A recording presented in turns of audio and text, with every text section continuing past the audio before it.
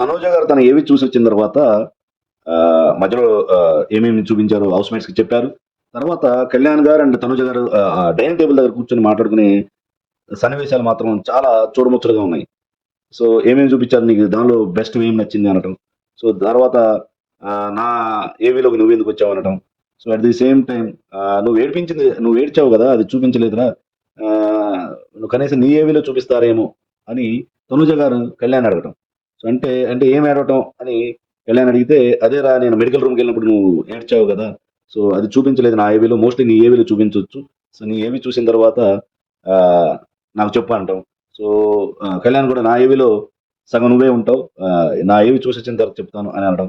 So వాళ్ళిద్దరి మధ్యలో భోజనం అయిన తర్వాత ఇద్దరు కలిసి ఆ ప్లేట్లు కడగడం. అంటే ఇద్దరికి ఒకరి మీద ఒకరికి చాలా అభిమానం ఉంది, ఫ్రెండ్షిప్, ట్రూ ఫ్రెండ్షిప్ ఉందనేది మనకి తెలిసిపోతుంది.